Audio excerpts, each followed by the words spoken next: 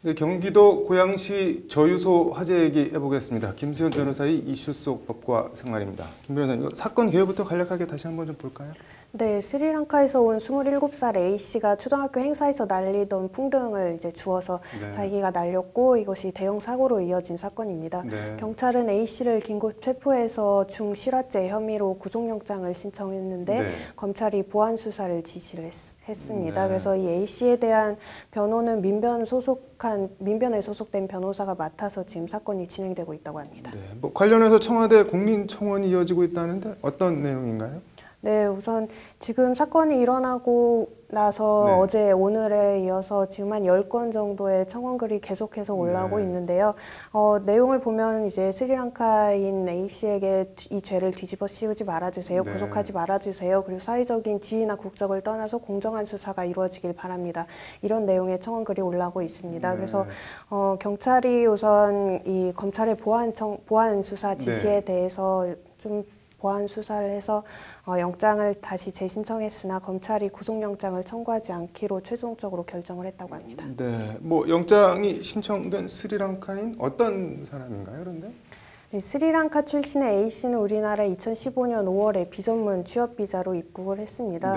그래서 불법 체류자 신분은 아니고 이렇게 여러 공사 현장을 돌아다니면서 노동자 신분으로 노동을 하고 있는데요. 이 사고 당일에도 이 저유소 뒤편에 있는 이 터널 공사 현장에서 일을 하고 이제 쉬는 시간에 잠깐 이 풍등을 주워서 날렸는데 말 그대로 이것이 큰 화재로 번진 사건입니다. 뭐 결과적으로 큰 화재가 나긴 했지만 이게 뭐 불나라고 날린 게 아닐 텐데 애초 이게 영장 신청 사유가 되나요? 어떤가요? 우선 구속영장은 불구속 수사가 아니라 이 피의자를 구속해서 수사를 진행할 필요가 있을 때 신청을 하고 또 청구가 되는 것인데요. 흔히 주거가 일정하지 않거나 또 증거를 인멸하거나 도망갈 염려가 있을 때 신청을 하게 됩니다. 그래서 경찰이 밝힌 바로는 지금까지 이 조사한 결과 피의자가 저유소가 존재했다는 점을 충분히 인식을 하고 있었고 또 이 사건 자체가 워낙 큰 사건으로 번졌고 또 이 피의자의 직업 특성상 계속적으로 여러 현장을 돌아다니기 때문에 도망갈 염려가 있다고 판단해서 구속영장을 신청했었다고 밝혔습니다. 뭐 구속 여부를 떠나서 재판에 넘겨진다면 결과 어떻게 보시나요? 우선 지금 경찰이 이 적용한 혐의는 중실화죄인데요. 중실화죄는 중대한 과실로 인해서 이 화재를 발생시킨 경우에 해당이 되는 범죄입니다. 이 중대한 과실이라는 것은 말 그대로 단순한 과실이 아니라 자신이 조금만 주의를 기울였으면 충분히 결과를 예상할 수 있었고 그럼에도 불구하고 그 조금의 주의도 하지 않아서 결과를 발생시킨 경우에 적용이 되는데요.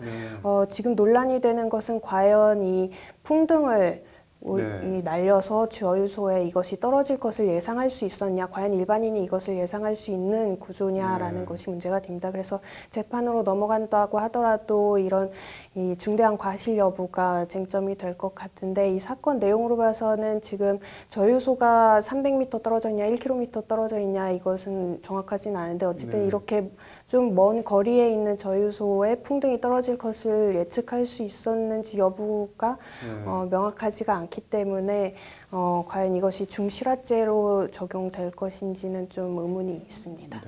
그럼 어떤 경우에 중실화가 인정이 되는지 판례 같은 게 뭐 정립된 게 있나요? 기존 판례를 보면 성냥불로 담배를 붙인 다음에 그 성냥불의 불씨가 꺼진 것을 확인하지 않은 채 휴지가 들어있는 휴지통에 그 성냥불을 버린 경우에 중실화죄가 유죄로 판단된 경우가 있습니다. 반면에 이제 무죄로 판단된 경우는 연탄 아궁이로부터 80cm 정도 떨어진 곳에 비닐로 포장한 솜 그리고 스폰지 등을 끈으로 묶지 않은 채 그냥 쌓아두었는데 이것이 쓰러져서 연탄 아궁이 쪽으로 쓰러져서 이제 화재가 발생한 사건인데요. 이것이 80cm 정도 떨어져 있었기 때문에 이 피의자로서는 이것이 연탄 아궁이 쪽으로 넘어져서 화재가 발생할 것을 예견하는 것은 좀 어렵다. 그래서 이것을 단순히 과실이 아니라 더구나 중대한 과실로 보는 것은 더욱더 어렵다라고 해서 무죄로 판단된 경우가 있었습니다. 뭐 이 대한송유관공사 여기는 책임이 없나요?